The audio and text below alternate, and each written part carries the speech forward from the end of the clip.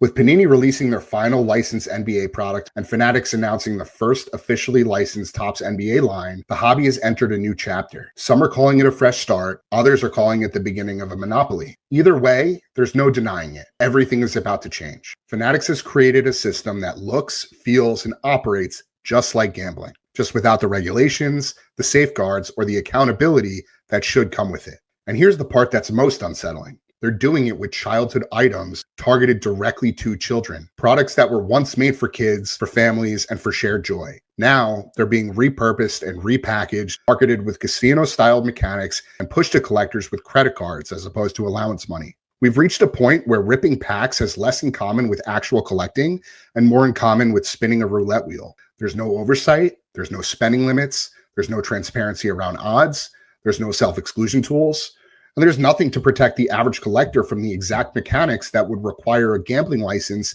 in any other industry. Monopoly power without guardrails isn't just risky, it's predatory. When one company holds all the major licenses, they don't just control the products, they control the culture. They decide what's printed, how it's sold, how it's marketed, and even how we're meant to feel about it. And without competition to push back or innovate, the hobby risks becoming less about passion and more about profit extraction. When the same entity that designs the cards also runs the breaks and the e-commerce, the lines between manufacturer, marketplace, and casino blur completely. If Fanatics is going to be the face of the modern hobby, the brand that parents, kids, and lifelong collectors engage with, they have to be held to a higher standard. At Collectors MD, we talk a lot about guardrails, structures that keep collecting safe, sustainable, and meaningful. Those guardrails are missing right now.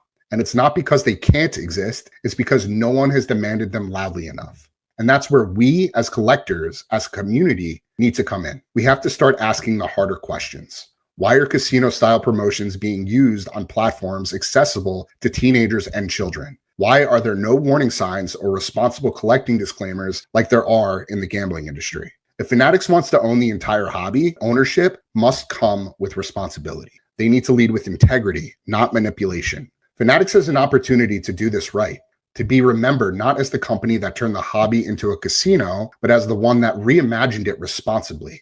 But that starts with admitting what this really is and addressing it head on. So yes, the Fanatics era has officially begun. But if this is the future, then it's on all of us to demand that the future be ethical, transparent, and sustainable. If Fanatics controls the hobby, then Fanatics must also protect it. Otherwise, they're not building the future of collecting, they're building the biggest casino the hobby has ever seen.